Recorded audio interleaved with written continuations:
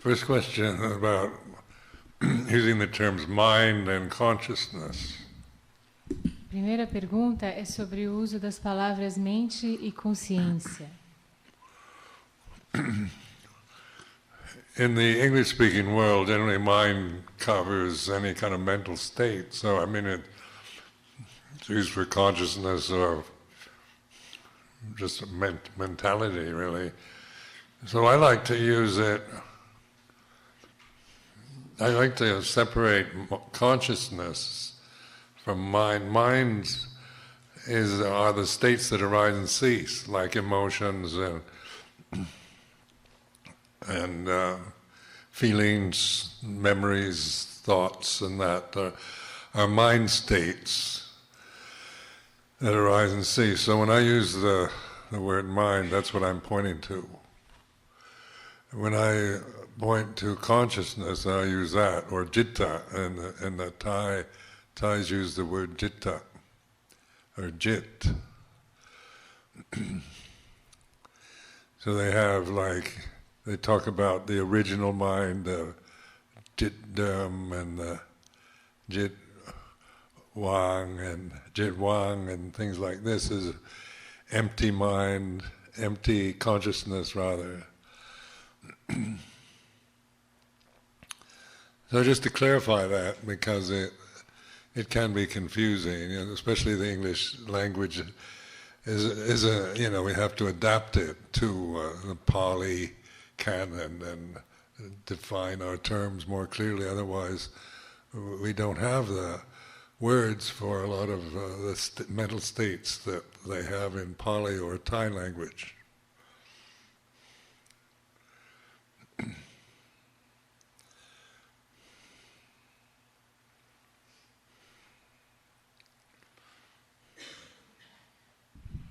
Então, em inglês, quando a gente usa, na verdade em português, né, a gente usa a palavra mente para falar de qualquer estado mental. Então, eu gosto de mentalidade, esse aspecto. Então, eu gosto de fazer esse uso separado, diferenciando consciência de mente, porque a mente são aqueles estados, envolve aqueles estados que surgem e desaparecem. As emoções, os sentimentos, as memórias, o pensamento, tudo isso são estados mentais que surgem e desaparece. Então, quando eu uso o termo mente, é disso que eu estou falando. Agora, quando eu falo de consciência ou chitta, em tailandês também fala jit, eles falam, né, em tailandês da mente original, da chitta original, melhor dizendo, da consciência original, e da consciência vazia. Então, aí eles estão falando de chitta. Só para deixar claro, porque isso pode criar alguma confusão, porque o que acontece é que foi preciso adaptar a língua inglesa e a portuguesa também ao cânone Pali, porque nós não temos palavras nas nossas línguas para muitos desses estados mentais para os quais existem palavras em Pali e em tailandês.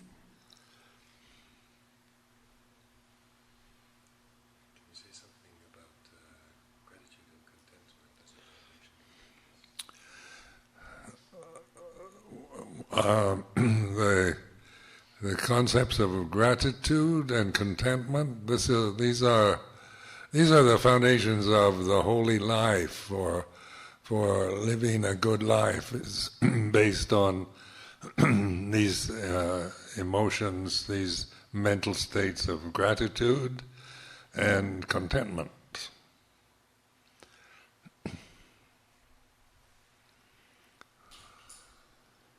Então, a pergunta era sobre o conceito de gratidão e contentamento. Então, eles são as bases, as fundações da vida santa, de levar uma boa vida. Essa boa vida ela é baseada na emoção, nessas emoções, nesses estados mentais de gratidão e contentamento.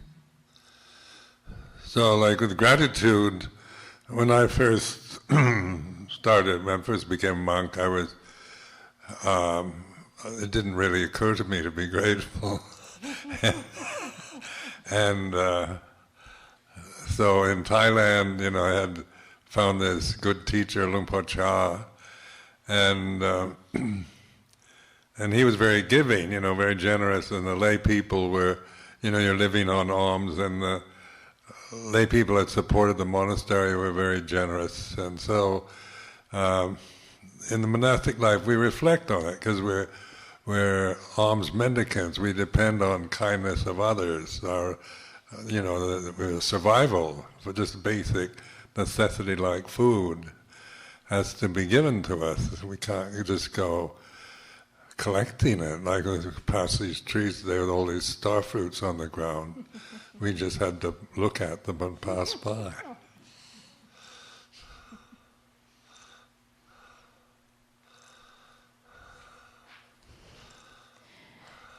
Em relação à gratidão, quando eu me tornei monge, não me ocorreu realmente sentir gratidão, ser grato pelas coisas. Mas aí, na Tailândia, eu encontrei esse bom professor, o Luang e a gente lá encontrava pessoas muito generosas e leigos que davam apoio ao monastério. Então, na vida monástica, a gente refletia sobre isso. A gente depende dos outros, nós vivemos de mendicância, dependemos dos outros para necessidades básicas como alimento. A gente não pode passar por uma árvore e apanhar uma fruta. Por exemplo, no caminho para cá, né? No caminho para cá a gente viu aquelas carambolas, a gente só pode ficar olhando, não pode pegar.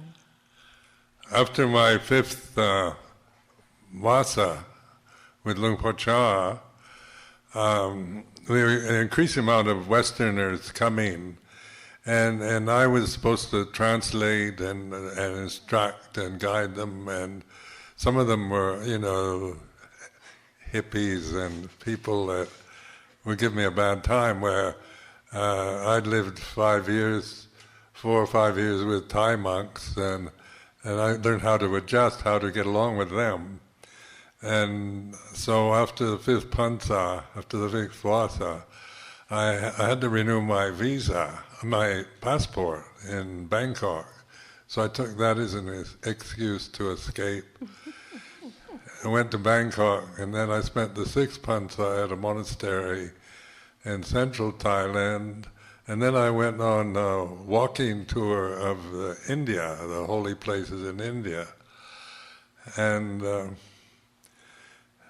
I left, there was no one that capable to translate, amongst the Westerners that were there. And I just kind of left without, just thinking of myself alone. And in India, I had this incredible gratitude experience called Gatanyu Gataveti. And it was in India when I started thinking of all that Luang Por Chah had given me. And I just walked away and said, this is your problem now, not mine. And I think I felt ashamed of myself. And I felt this gratitude, this Gatanyu, your tears come, your tears of gratitude, and it's quite a powerful emotion that's very wholesome. Because after that, my one aim in life was to kind of just, how could I repay a teacher, Ajahn Chah. So I went back to Thailand and I offered my life to Luang Por Chah. It was grand gestures. Do with me as you will. And so he's the one that suggested Wat Pa Nana Chan.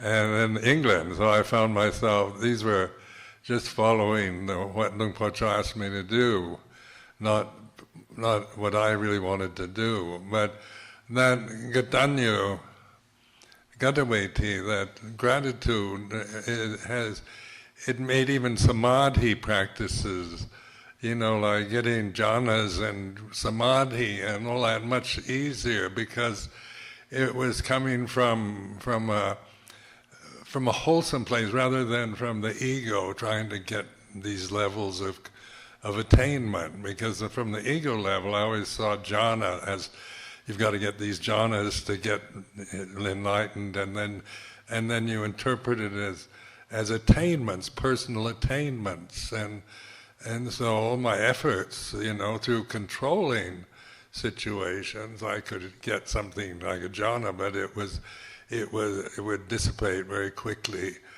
and it left no kind of feeling of joy in the mind. It just you had to control environment too much, and oftentimes we become very selfish, like feel very angry with anyone that interfered, that it disrupted your samadhi. So once the gratitude I experienced, then I found a lot of joy and willingness in life to develop the jhana factors as Luang Por Chah had suggested.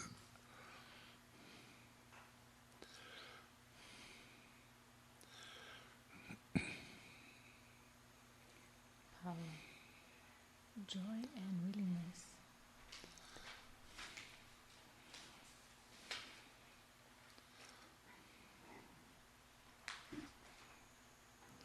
Então, depois do meu quinto vassa, né, são as estações chuvosas, com o Luang Por Chah, cada vez mais estavam vindo ocidentais lá para Tailândia para praticar. Então eu tinha que fazer a tradução, eu tinha que dar instruções para eu tinha que orientá-los.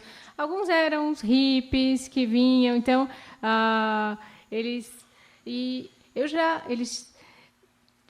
alguns me davam um pouco de dificuldade lá. E depois de 4, 5 anos convivendo com monges tailandeses, eu já tinha aprendido a me adaptar, a me dar bem com eles. E estava enfrentando essa situação de ter que orientar aí os ocidentais. Aí eu precisei renovar meu visto, renovar meu passaporte em Bangkok, e eu usei essa situação como uma desculpa para dar uma sumida ali. Aí eu acabei passando meu sexto vassa, no monastério ali na parte central da Tailândia, e a partir daí eu fui num tour, numa viagem, caminhando pelos locais sagrados da Índia, e deixei lá a situação sem ninguém, porque ninguém sabia fazer a tradução que eu estava fazendo para os ocidentais.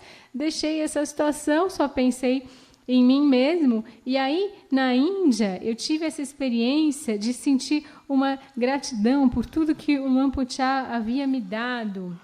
A palavra como é, dito em... essa palavra, que é a gratidão em Pali, obrigada. E aí eu simplesmente saí andando, né? Apesar de tudo que o Luang Por Chah tinha feito por mim. Como falar, bom, esse problema é seu, não é meu. Aí eu fiquei com vergonha de mim mesma e tive essa gratidão que me levou às lágrimas. É um sentimento muito poderoso, a gratidão. E ela é uma emoção muito saudável. E eu pensei, puxa, como é que você pode retribuir o que um professor fez por você? E aí eu voltei para o Luang Por Chah e fiz um gesto grandioso, ofereci minha vida para ele. Falei, pode fazer o que quiser comigo. E aí, a partir daí, ele sugeriu a Pananachat, sugeriu a Inglaterra. Tudo isso não foram coisas que eu havia desejado, mas sim que foram ideias do Ajahn Chah. Eu fiz por essa gratidão. E com essa gratidão, fica muito mais fácil você chegar em estados de samadhi e de jhana. Eles vêm com muito mais facilidade quando vêm de um local assim saudável, ao invés de vir de uma vontade de atingir um nível de realização. Então, você acha que você precisa obter o jhana para conseguir se iluminar, então você interpreta isso como uma conquista, algo que você alcançou. E quando eu tinha essa abordagem, todos os meus esforços se dissipavam muito rapidamente, sem deixar nenhuma alegria na mente. E eu tinha que controlar demais o ambiente, era uma atitude bastante egoísta, eu ficava com raiva se alguém interrompia o meu processo. Ao passo que, quando isso é feito com gratitude, com gratidão, eu percebi que havia, então, uma alegria e uma disposição de desenvolver os fatores jhânicos.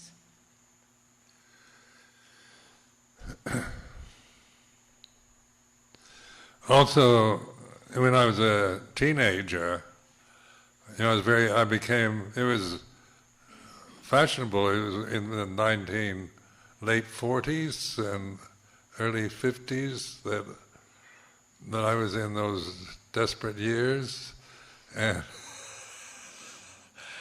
And we're all influenced by Freud and Jung and psychology, popular psychology. And so I became very critical of my parents.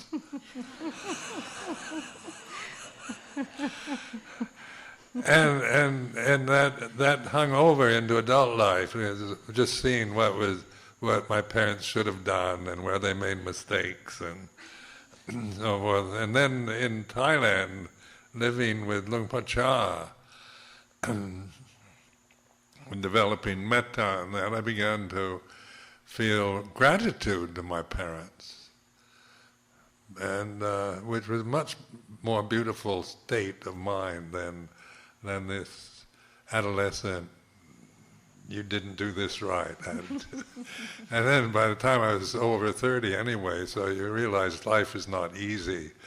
And your parents, were not enlightened beings when I was born.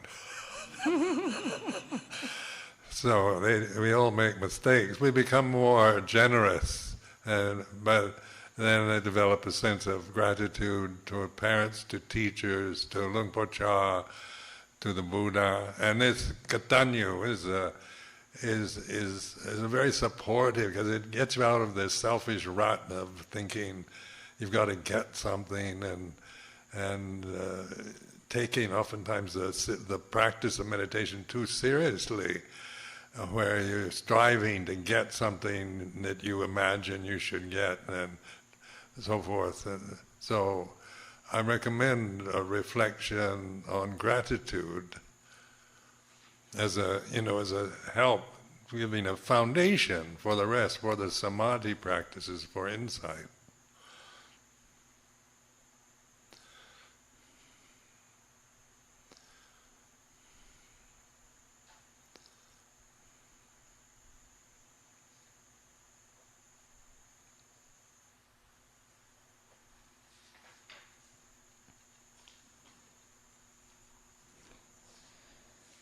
E eu fui adolescente naqueles anos desesperados do fim da década de 40, começo dos anos 50, e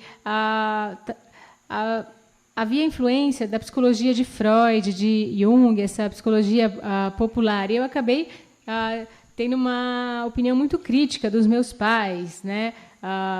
E isso acabou sendo carregado para a minha vida adulta, aquela ideia de eles deviam ter feito isso diferente, eles erraram ali, etc. E na Tailândia, vivendo com o Luang Por, eu fui desenvolvendo metta e comecei a sentir gratidão em relação aos meus pais. E gratidão é um sentimento, um estado mental muito mais bonito do que aquela ideia de ficar, você não fez isso direito, você fez aquilo errado. E também, a essa altura, eu já estava com mais de 30 anos e já tinha percebido que a vida não é fácil, que meus pais não eram iluminados quando me tiveram. E então a gente vai ficando mais generoso quando a gente desenvolve essa gratidão em relação aos nossos pais, aos nossos professores, em relação ao Buda. E a gratidão ela é muito poderosa, inclusive para a prática da meditação, que então não envolve a ideia de que você tem que obter alguma coisa, você acaba levando a prática muito a sério, você acha que você tem que chegar em algum lugar. Então eu recomendo bastante que vocês desenvolvam a gratidão como um auxílio, na verdade como uma base para o samadhi e para o insight. And the next one, next to gratitude, is contentment. And contentment, I've talked about before, it can be an ideal, like we should be content, and then, not. Yeah, but then you can feel guilty because you're not what you should be. But with the reflective style, just make conscious your discontentment, wanting something you don't have, or wanting something better, or feeling, this sense of ill ease, and discontentment is like this. And as you see it more and more, as you make it more conscious, you let go of that tendency. And then contentment is there. It's not something you can enforce through an act of will, but it's quite natural to when we let go of discontentment. But you need to know what discontentment, what it feels like, what the suffering that you create through grasping that emotion, that mental state.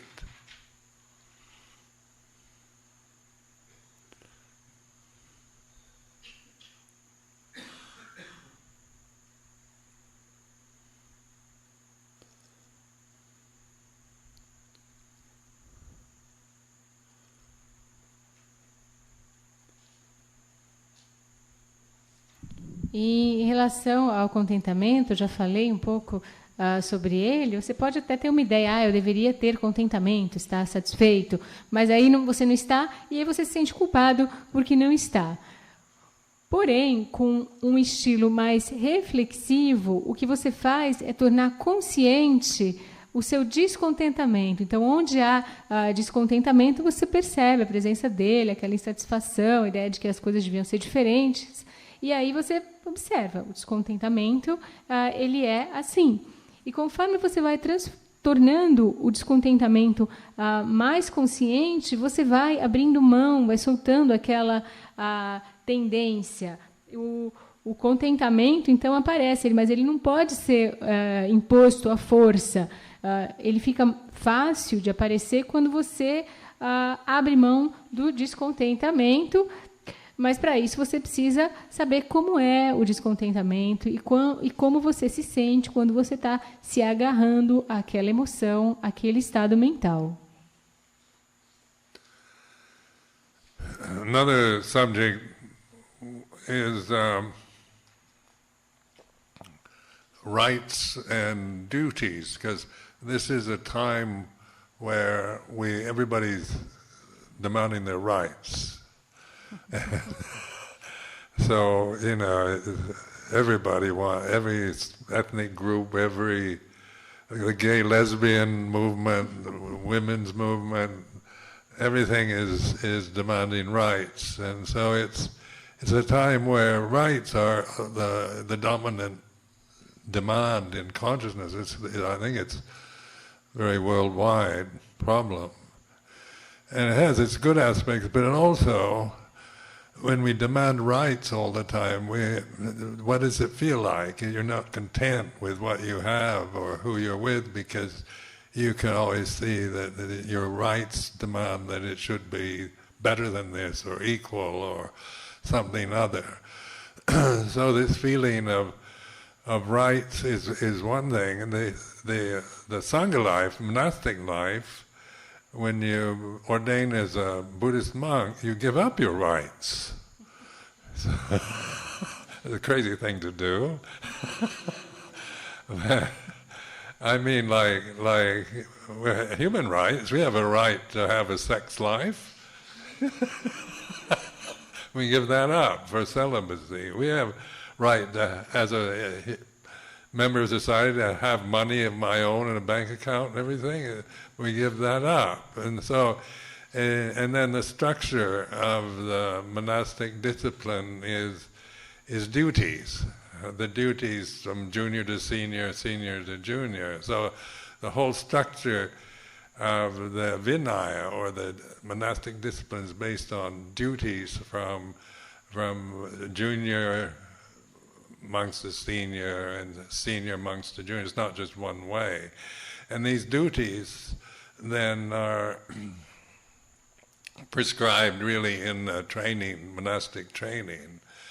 And it gives you a different perspective, because to demand rights in the Sangha is unthinkable.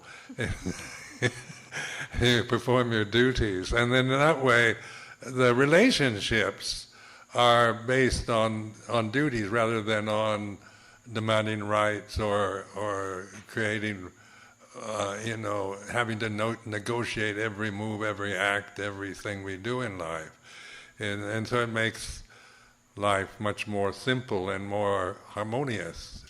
And still in Sangha life you have your likes and dislikes, but your duties are what we act on, and our personal feelings we are aware of, but not to act or speak on personal feelings about each other or the teachers or whatever, but to see them in terms of sankharas. They are what they are, and they feel like this, and so we can develop them into path knowledge rather than feeling guilty that we should like everybody equally, which is impossible. It's only metta. It doesn't mean liking, it means not dwelling on the things you don't like. It's accepting others for what they are, unconditionally.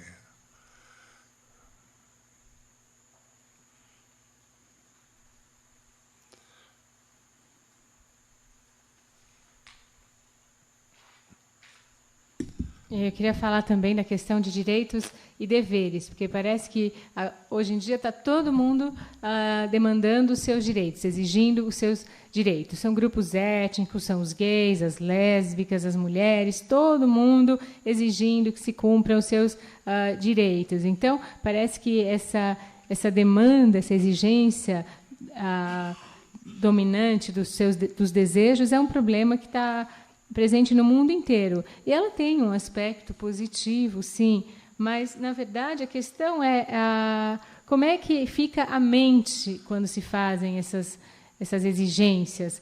A mente não está com contentamento, não está satisfeita. Fica imaginando que uma situação deveria ser diferente, que a situação de um grupo deveria ser melhor, ou deveria ser igualitária. E na vida monástica, o monge budista ele abre mão dos seus direitos, que é uma coisa bem maluca de se fazer, né?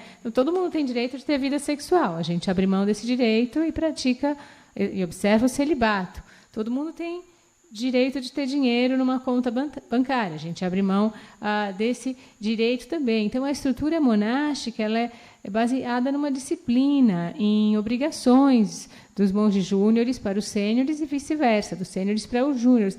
E essa é a base do Vinaya, são um código de disciplina, são essas obrigações, essas tarefas, tanto do monge júnior para o monge sênior, como também no outro sentido, na outra direção, do monge sênior para o monge júnior. E essas tarefas já estão prescritas no treinamento monástico. Isso dá uma perspectiva diferente a você. É impensável, no contexto de uma sanga, você ir demandando, exigindo seus direitos. E as relações são baseadas na vida monástica em deveres. E com isso não há demandas, não há exigências, você não tem que ficar negociando tudo, o que acaba fazendo com que a vida seja mais simples e mais harmoniosa. Ainda assim, há coisas de que você gosta, coisas de que você não gosta, mas a nossa atitude é de estar consciente, prestar atenção a esses sentimentos e não agir nem falar com base neles, mas sim vê-los pelo que eles são, vê-los como sankaras. E isso pode ser desenvolvido, em vez de, por exemplo, nos sentirmos culpados porque a gente não gosta de todo mundo igual. Isso é impossível, isso não acontece. E a gente desenvolve meta, e não para ficar gostando de todo mundo igual, mas sim para não ficar prestando atenção, não ficar se alongando naquilo que a gente não gosta, e para aceitar os outros pelo aquilo que eles são, de forma incondicional. So, like human relationships now it's very difficult to sustain a relationship with somebody else because everybody wants their rights, and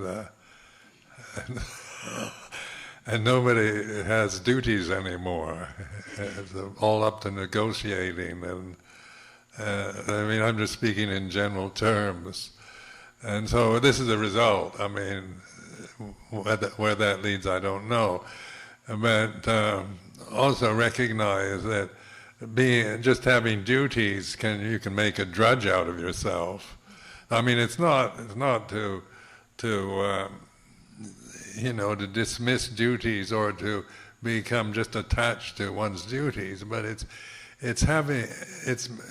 establishing a way to relate to each other. That the difficulties on personal, emotional planes can be resolved more easily, because when we perform within the Sangha, for example, we may be hate the senior monk, but we perform our duties. Like washing his feet or washing his alms bowl and things like this. I mean, this is what we do regardless of our own emotional state at the time. And there's something very beautiful about this, because even, it's something ennobling, where we're not just, I'm not going to wash your feet because I don't like you anymore. It's not a very mature emotional state. And Luang Por Chah was somebody you couldn't help but admire, and to wash his feet was a privilege, and to look after him. And then I was sent off to a branch monastery where the head monk didn't inspire me in the least, and he had so many irritating habits. And I wasn't the only one. The Thai monks even had more kind of aversion to him. And so they wouldn't carry his alms bowl, or when he came back from the alms round, go into these villages, your feet barefoot, your feet getting very dirty. So with Luang Por Chah, he'd come in and there'd be about 20 monks there trying to wash his feet. But with this monk, he'd just have to do it himself.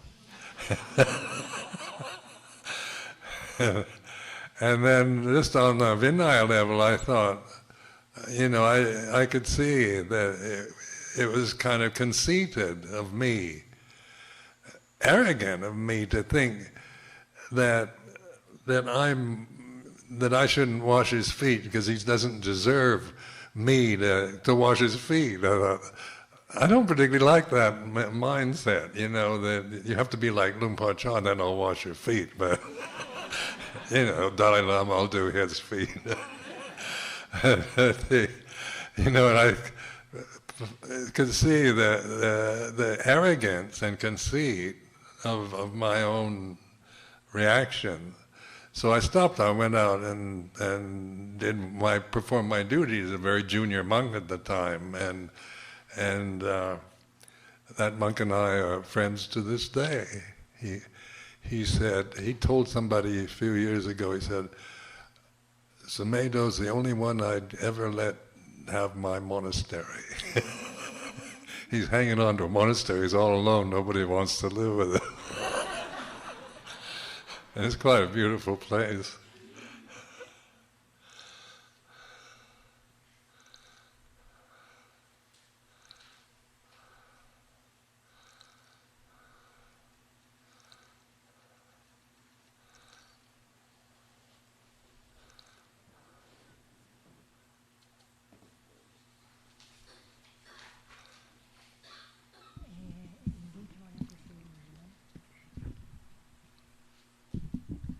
E aí acaba que as relações humanas ficam muito difíceis de serem mantidas, porque todo mundo quer fazer valer, exigir os seus direitos, e ninguém mais pensa que tem obrigações, tudo tem que ser negociado. Esse é o resultado, eu não sei onde isso vai levar, mas, enfim, é isso que acaba acontecendo. E quando você tem regras, você...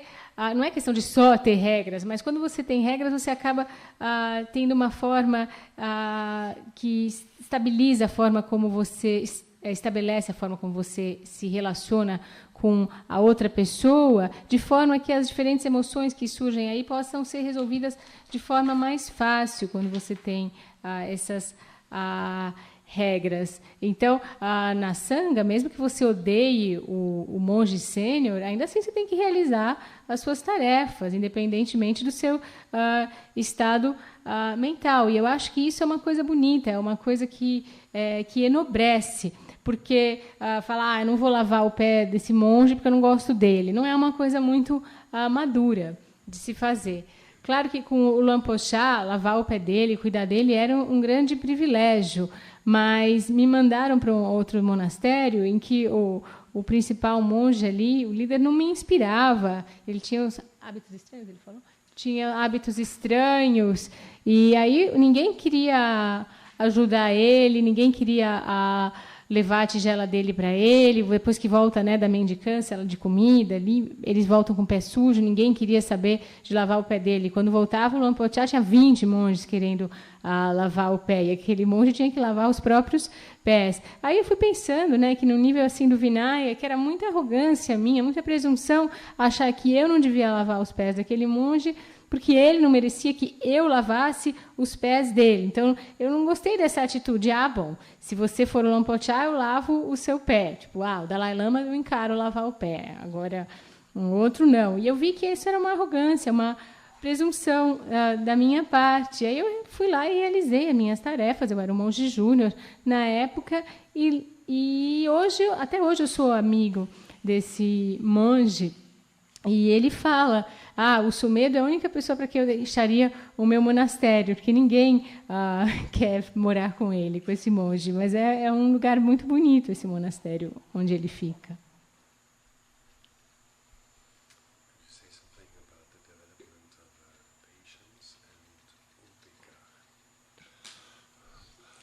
The question is about developing patience and equanimity. A pergunta é sobre desenvolver a paciência e a equanimidade. So patience is, we live in a restless realm. When you contemplate the sensory world, your own body, and the senses, and the environment, and the society, and it's all about change. It's all restless, changing, everything, changing in ways that we have no control over. And we have these bodies that are sensitive forms that are in the process of changing, and so that we can have ideas of how we'd like to be, or ideal society. You can think of utopian ideas of perfect society, but the Buddha pointed out the way things are. This is a restless, changing reality that we're experiencing through the forms, the physical body, and through the senses, the mental states, the mind states, and that which isn't changing, isn't dependent on conditions, is consciousness. So it's through mindfulness that we can recognize equanimity or upekkha. It's through acknowledging this natural, the consciousness you don't create. It's not a creation of the mind. It's natural. Like when a baby is born, just born, it has human form and it's conscious. It hasn't developed memory or language yet. It doesn't have it doesn't even know whether it's a boy or a girl, or but it's conscious. It has the survival instincts that are necessary for human babies to survive. So when it's hungry or tired, it lets the mother know very quickly. And these are like primal intelligence, survival, behavioral intelligence necessary for survival. But then later on it picks up that you're a boy and she's a girl, and you're Brazilian, and mother loves you or mother doesn't love you, or whatever. You pick up all the different conditions, especially in the first few years. The mother has the most influence in instilling in the child, the sense of a self. And then patience is as we live a more troubled life, and we live in a fast life, where it's always to get what we want immediately and not have to wait. And modern technology is, it's amazing. You have iPad. I have one of these iPads, and you just touch the screen, and there's Wikipedia, and there's Google, and there's another. You can read the Tripitaka on the iPad. You can watch movies and all kinds of things. Just through touching a screen. You don't have to be patient and wait. Like when I was a boy, we'd have to wait till Saturday afternoon to go to the movies. So there's a level of patience there, because we couldn't go every day, and it was a Saturday afternoon that my friends and I could go into the town and to a movie theater, and so that was kind of a patient endurance. But now, you want to look at a film, you just touch Netflix and choose. Problems now are option paralysis. But this is, so like the patient, the Kantibarami, or patience, is not, is not highly developed in modern society. But as you can see just in this retreat, how patient you have to be to stay here. You've spent the past 8 days developing patience, to sit for a long time, even when you're not comfortable, or patience with a wandering mind, patience with emotional conditions that are quite unpleasant, or doubts or fears. Learning to be patient is necessary, because it's in that patience that we can observe, we can see Dhamma. We can't just touch an app on an iPad and get the Dhamma. But through patience we begin to recognize reality, to awaken to it.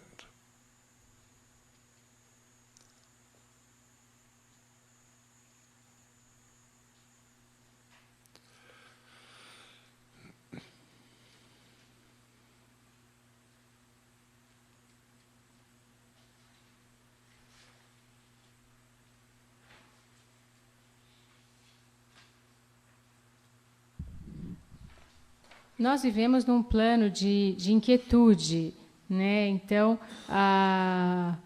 você tem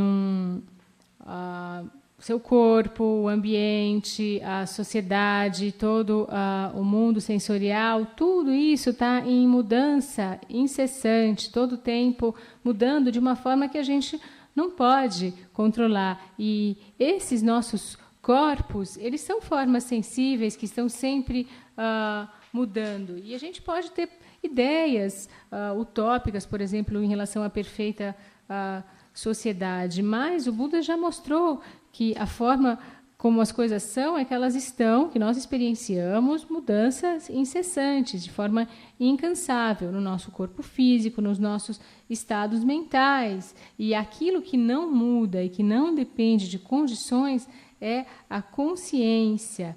E por meio da mindfulness, da plena atenção, você pode reconhecer isso, desenvolver equanimidade, upekkha. E a consciência é algo que não é criado, você não cria, ela não é uma criação da mente, ela é natural. Um bebê, quando ele nasce, ele tem a forma humana e ele tem a consciência. Ele ainda não conhece uma língua, ele nem sabe se ele é menino ou menina. Ele está consciente, ele tem aquele instinto de sobrevivência. Se ele está se sentindo com fome ou cansado, ele deixa a mãe, ele informa a mãe disso bem claramente, por meio daquela inteligência primitiva, daquela inteligência necessária para a sobrevivência. E mais tarde ele aprende se ele é menino, se ele é menina, o que é certo, o que é errado, se a mãe gosta dele, se a mãe não gosta. E, então, nos primeiros anos, a mãe é que geralmente que tem a maior influência em pôr na criança essa noção de um eu. E em relação à paciência, nós vivemos uma vida muito rápida, muito cheia de de atribulações. Então, a gente pode obter aquilo que a gente quer imediatamente. Você, com a tecnologia moderna, por exemplo, eu tenho um iPad. Aí, tocando na tela, eu posso acessar a Wikipédia, eu posso acessar o Google, o Tripitaka, o filme que eu quiser, só dar um toque ali. Ao passo que, quando eu era menino, a gente tinha que esperar chegar o sábado à tarde para ir ao cinema. A gente tinha que esperar com paciência chegar esse dia. Não tinha disponível todo dia para ir ao cinema. Então, eu e meus amigos, a gente ia para a cidade, a gente ia para o cinema e a gente tinha que aguentar com paciência até chegar esse momento. Agora, a gente tem o Netflix e a gente pode assistir imediatamente o que a gente quiser. Então, na sociedade moderna, a paciência ela não é desenvolvida, certo? E para estar aqui nesse retiro, por exemplo, observem como vocês tiveram que ter paciência para participar. Vocês já estão aqui há diversos dias tentando desenvolver paciência com a sua mente divagante, com as condições algumas desagradáveis, com dúvida, com medo. E a paciência é necessária, é algo necessário. Com a paciência, a gente pode observar, a gente pode ver o Dhamma. Não dá para tocar numa tela e ver o Dhamma, mas por meio da paciência a gente pode começar a reconhecer a realidade e despertar para ela.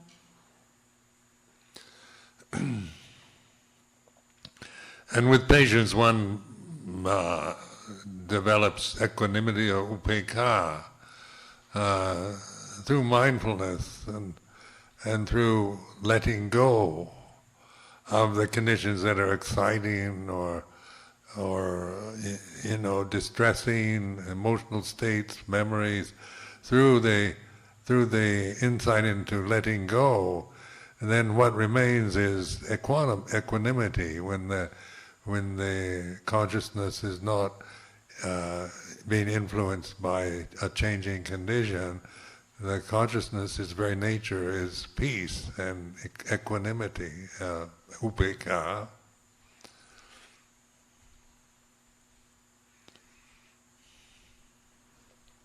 Condição natural é paz e upekkha.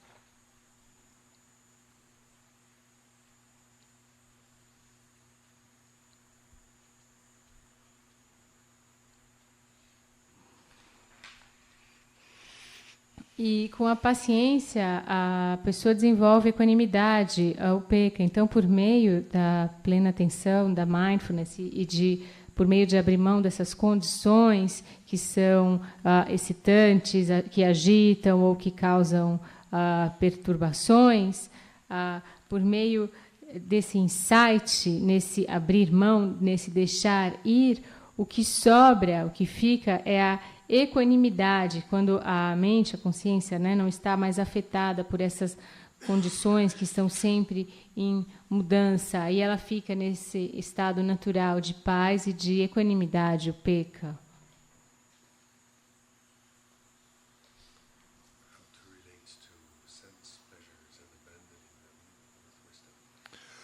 How to relate to sense, pleasure and abandonment. Como se relacionar com prazeres sensoriais e abandono? E abandoná-los, perdão. Like sense pleasures are very anicca, as you're probably aware, very impermanent. And out of just grasping the gamadana, the desire for sense pleasures, we become drug addicts or alcoholics or obsessed with sensory pleasures. So we spend our life always trying to, because they don't last, we have to renew them endlessly, or looking for sensory happiness or excitement. I mean, it comes and goes very quickly. And what excites us now, we become bored with, too much of the same thing, no matter how exciting it can be, leads to boredom. So it's like the hungry ghost. This no matter how much you get, you're never satisfied. So one can see in a realm where sensory pleasures are available, and distraction there's so many opportunities for sensory pleasure.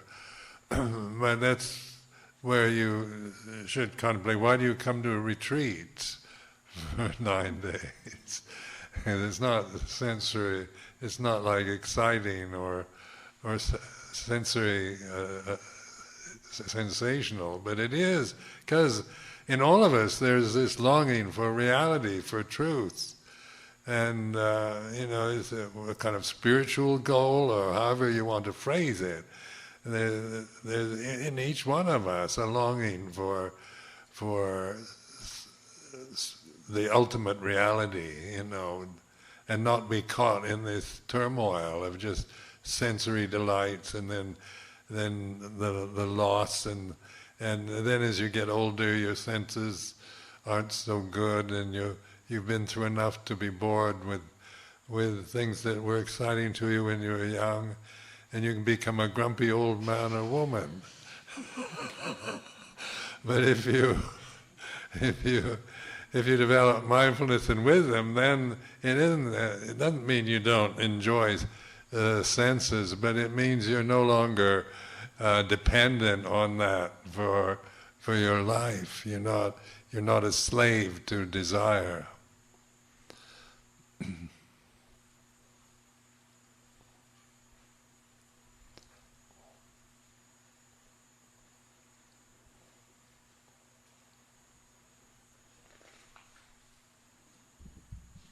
Então, os prazeres sensoriais, eles são anicca, como provavelmente vocês já notaram, né? Eles são muito impermanentes. Então, com esse apego, agarrando esse desejo por prazeres sensoriais, a gente se torna drogado, viciado em droga, alcoólatra, obcecado. E esses prazeres, eles nunca duram. A gente tem que sempre ir atrás de outros. Eles vêm e vão muito rapidamente. E, além disso, aquilo que hoje te anima e envolve se torna chato.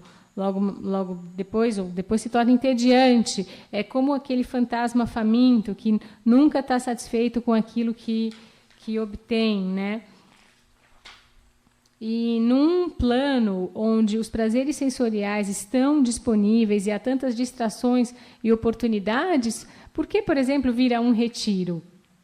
Ele não oferece sensações sensoriais assim muito empolgantes, mas a gente vem porque todos nós temos aquela vontade de conhecer a realidade, a verdade. Vocês podem chamar de objetivo espiritual, meta espiritual, como for. Cada um de nós tem essa vontade de conhecer a realidade última e não ficarmos só presos nessa confusão toda de se deleitar com sentidos e depois das perdas que vêm com isso, e conforme você vai ficando mais velho, seus sentidos já não estão mais tão aguçados, aí você corre o risco de virar um velho ou uma velha rabugenta ou rabugenta, ao passo que se você desenvolver essa mindfulness, essa plena atenção e essa sabedoria, você até pode, não quer dizer que você não vá desfrutar de algum prazer sensorial ou nada pelos sentidos, mas você não vai mais depender daquilo para a sua vida, você não será mais um escravo dos seus desejos.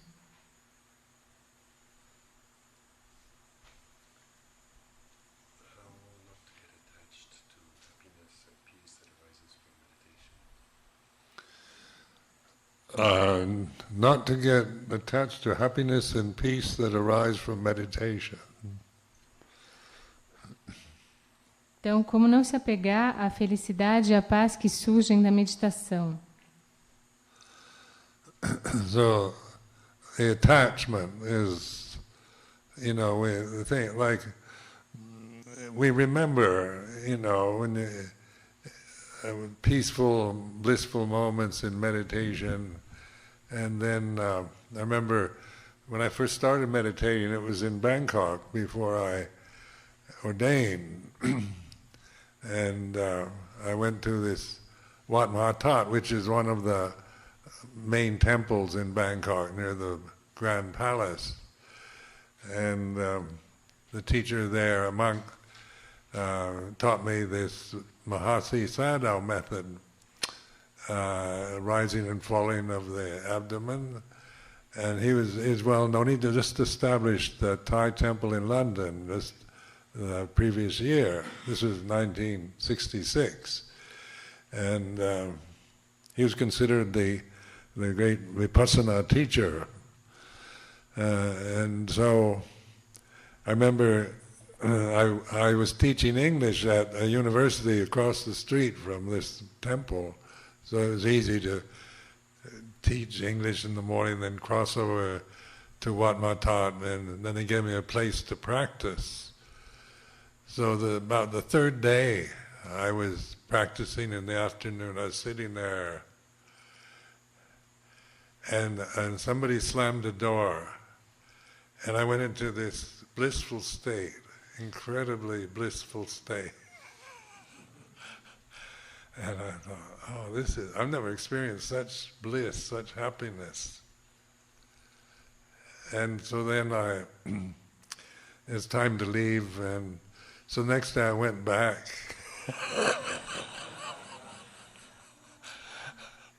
Sat there and couldn't get it again. I just kept thinking, I wanted is memory, and the memory of something pleasant makes you desire to have that again. So like one of the problems they call it vipassanuba kilesa, where you remember things and then you want to have them. You want to have the insights you had when you were in the monastery or when you were on the mountain peak. And no matter how hard you try, you can try to reproduce the conditions that you remember. It's coming from memory. It's coming from sanyakanda. Whereas that feeling I had the third day at Wat Mahatat, I went into this blissful state. I didn't have any memory of such a state. I never experienced such a blissful state. So I had no memory of it, so I had no desire for it. And then it just happened naturally. And the next day, nobody slammed the door that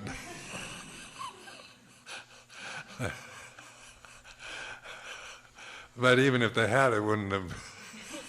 That's not the answer, is it? But it's like, you remember what's very pleasant, you especially remember. And many of you probably have suffered a lot from having really good meditations and then the next day going back and trying to have them again. The desire through attachment to a memory of what happened the previous day. It doesn't work. And so it's much more useful to just be aware of that, the desire to have, you remember some pleasant, some blissful experience in meditation is a memory. It's sanyakana, it's sankhara. Then you're right on the mark, then you can see it in terms of what it is. And then those kind of blissful states come not through remembering and trying to get what you remember, but through letting go, through non-attachment.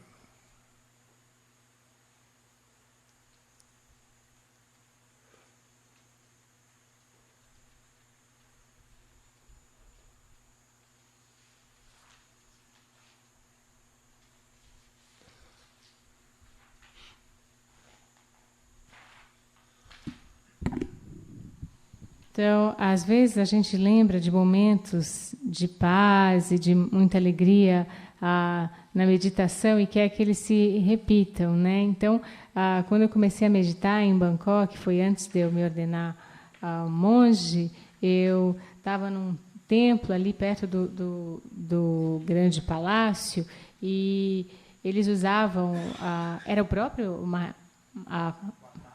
Não, o nome do Sayadaw, Mahasi Sayadaw, era ele mesmo ou era o método dele?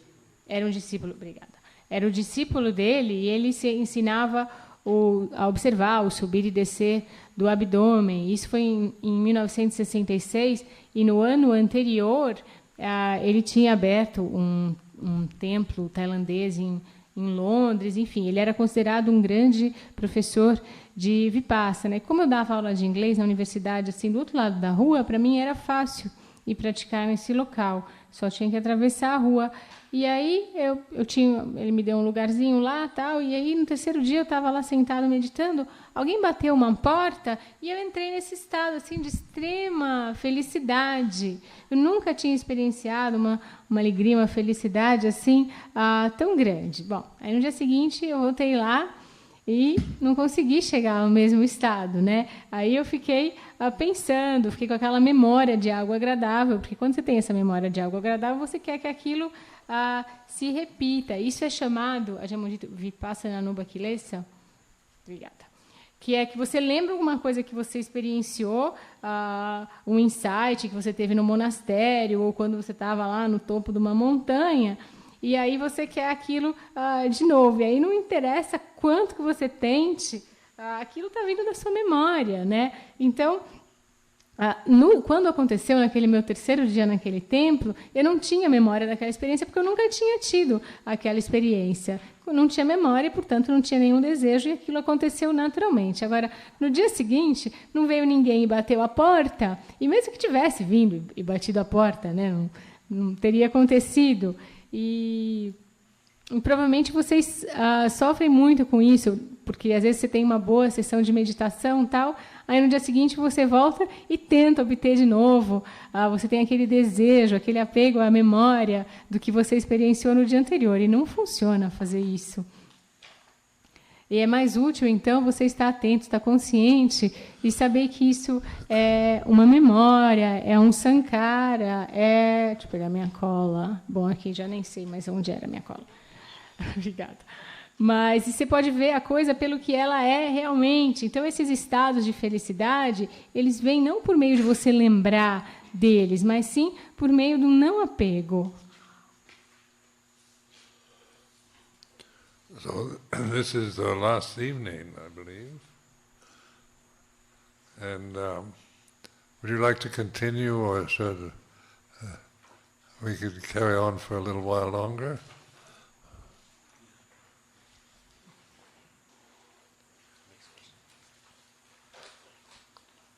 Hoje é a última noite. Vocês gostariam de continuar um pouquinho mais? Ficar até um pouquinho mais tarde? Yes, please. Espero. Acho que deu. You're all right with that? Yes, sure.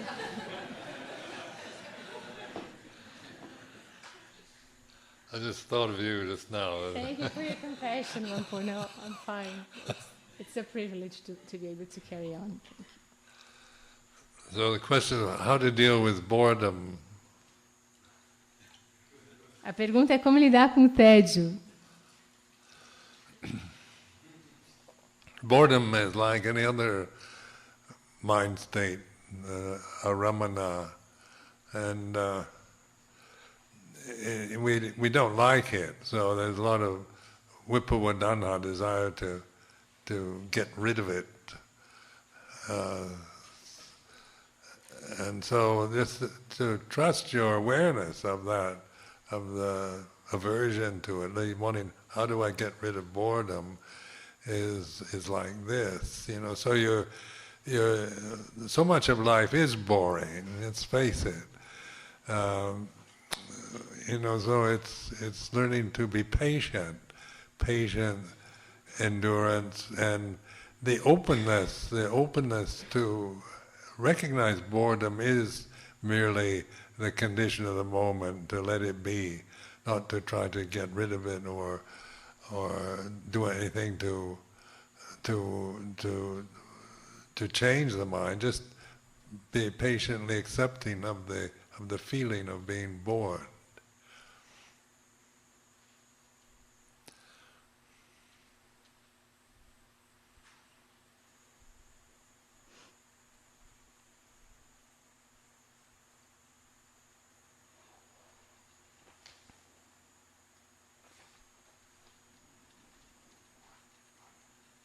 Então, O tédio é a aramana, como qualquer outro estado mental. Quando a gente não gosta dele, a gente tem muito desejo de se livrar dele. Então, você deve confiar na sua consciência dessa aversão.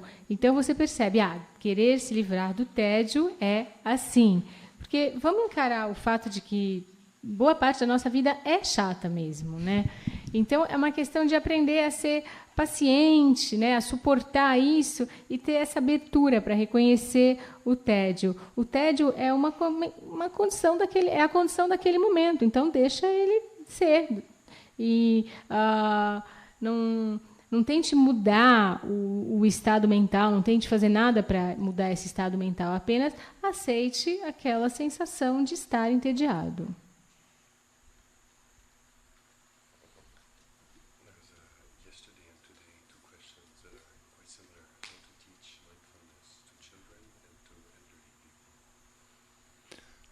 How to teach mindfulness to children and elderly people.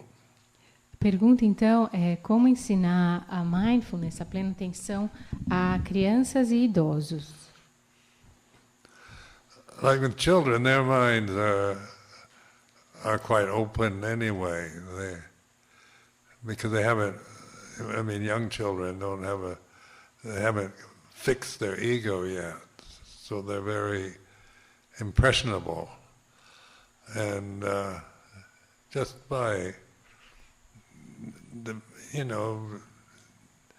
not trying to teach meditation as we do, but to encourage a child towards mindfulness is a really good way to help children, and they're very good at visualizing and at imagining. So you can use, imagery and things like that to for them to focus on. They're good at. They sometimes develop samadhi quite quickly because they don't have a lot of neurotic stuff going on in their heads, most of them. And with the elderly, I found in England, some people have had very good results teaching children samadhi practices. And but if the thing with religion is sometimes I was forced to go to Sunday school when I was a child, and I had a Sunday school teacher I couldn't stand. So my mother never told me to be mindful, she told me to go and shut up.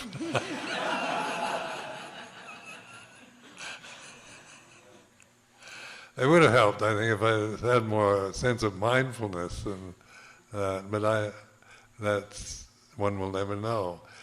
And then with the elderly, like we're facing death. Death is not far away from us, and you're not going to be around much longer. And there's a lot of interest among the elderly, and and sometimes people can be so politically correct, they won't mention death to the elderly. They say, "Oh, you're going to live a long time," and cheer you up, and you don't look 81. You could pass for 25.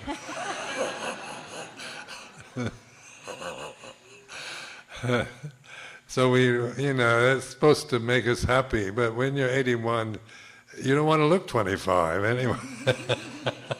And they're lying.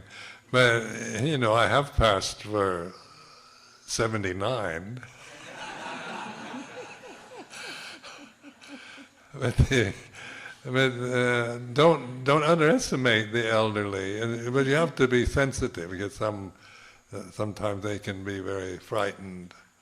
But Dhamma is something like I remember in Amaravati, we have this chapel of rest behind the main shrine. When we built the temple there, I had this special room designed because in England they don't do funerals very well, And in Thailand, I really like the way the Thais do funerals in the monasteries, like in Wat Pa Pong and that. It's very impressive how, like Luang Por Chah would have us meditating on a corpse, and they would do nothing to like cosmetically to make the corpse look anything other than a corpse.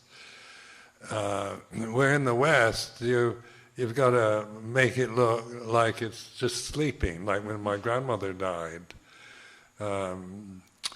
They did such a good job of makeup, she looked better dead than... And so we saw the corpse, but it was all with earrings and makeup, and she looked quite beautiful. But people are, like, and sometimes an English person dies whose family are not Buddhist, and they don't even know what it's about. So this happened quite a few times at Amaravati. We invite the relatives, the parents, to come, and friends, and none of them are Buddhists, and they look rather, coming to a Buddhist monastery, and they don't know what to do. And then I always give a reflection on impermanence, on birth and death, and talk about just like we've been talking on this retreat. What is born must die. Death is a natural state. It's nothing to be feared. And after these kind of talks, they're just kind of traditional type reflections. Some of these people come up and said, "That was really helpful. I never thought of it like that." And so, because nobody wants to, it's impolite to talk about it. You're getting old, you're going to die. It can be too stark, like too shocking, or maybe it's very helpful because it's true. And we aren't helping the elderly by lying to them, but preparing them so that they can learn how to let go of fears, or oftentimes they have a lot of regrets about their lives. They can get obsessed about the fact they didn't take care of their mother when she was dying, or they weren't very kind to their children, or things like that. Then they get into terrible mental states. But certainly, if you have to be sensitive to the individual, but don't be afraid of telling the truth. Not in a shocking way, but we're quite capable of appreciating reality and truth. Otherwise, what do we need to live in a bubble of make-believe and never know anything other than be terribly frightened when we die, or disappointed, or full of regrets? Where this is the end of a life, is where we need to resolve things in our mind, free our mind from these guilt, regret, resentments that can linger from childhood into old age.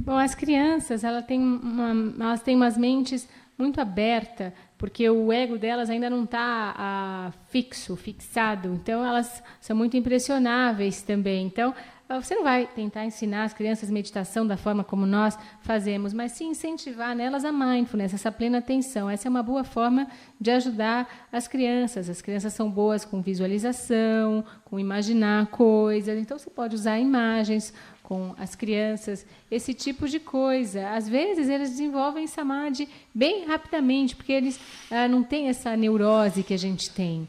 E na Inglaterra, há pessoas que obtiveram bons resultados ao ensinar samadhi para as crianças. Quando eu era criança, eu tinha que ir para a escola religiosa, aos domingos, né? E eu não suportava o professor ou professora, fica claro. E a minha mãe não me falava para ficar plenamente atento, para ter mindfulness. Ela só falava, vai, cala a boca e vai. E teria ajudado se eu tivesse uma noção aí de mindfulness, de plena atenção. Mas, na época, não sabíamos disso, né? E, em relação aos idosos, os idosos eles estão encarando a morte. Eles sabem que eles já não vão mais viver muito tempo. Então, da parte deles, há muito interesse, sim, na meditação. E as pessoas têm o costume de não falar de morte para os idosos, de falar, você vai viver muito. Então, para mim, né? Você não parece ter 81 anos, você parece ter 25. Isso eles falam para deixar a gente contente. E, bom, quando você tem 81 anos, você nem quer parecer 25, né? Eles falam, você passa por 79, aí pode ser bacana. Mas, enfim, vocês não devem subestimar os idosos. Eles podem estar muito sensíveis e estar também bastante assustados. E em Amaravati, a gente criou uma sala especial para funerais, foi isso, né? Para funerais, porque na Inglaterra eles não fazem funeral muito bem. E eu lembro que eu gostava dos funerais na Tailândia, nos monastérios, em Mapapong, o Luang fazia a gente ficar meditando sobre o cadáver, né? E não faziam nenhum procedimento cosmético para o cadáver não parecer um cadáver. Ao passo que no Ocidente eles fazem esses procedimentos, fazem de tudo para parecer que o cadáver só está ali dormindo, né? Minha avó, por exemplo, fizeram uma maquiagem tão bem feita que ela estava mais bonita morta do que viva. Então, com essas maquiagens, eles podem fazer os mortos ficarem bem bonitos, né? E, às vezes, morriam um inglês e a família não era budista, mas aí já aconteceu algumas vezes, bastantes vezes em Amaravati. Aí a gente convidava, né, para o funeral da pessoa, os amigos, os parentes e tal. E aí eles chegam lá, né, aquelas pessoas que não são budistas, num monastério budista, não sabem muito o que fazer e tal. E eu sempre, nessas ocasiões, eu dava uma reflexão sobre a impermanência, sobre nascimento e morte, como a gente está fazendo aqui também no Retiro, falando que a morte ela é um estado natural, ela não é algo a ser temido. E aí algumas pessoas vinham para mim e falavam depois, né, da reflexão, falaram, nossa, realmente me ajudou. Eu nunca tinha pensado sobre esse ponto de vista, né? Porque é indelicado falar da morte, muito direto, assim. Você não precisa falar de uma forma tão direta, mas pode ser útil falar disso. Você não ajuda um idoso mentindo para ele.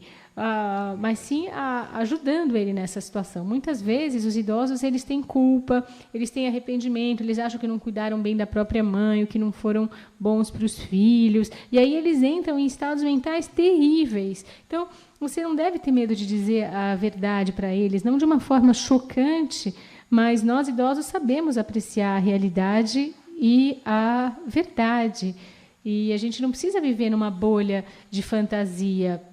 No final da vida, a gente precisa, sim, libertar a mente da culpa, do arrependimento e do ressentimento que pode passar até da infância e persistir até a idade mais avançada. So I think that's enough for this evening.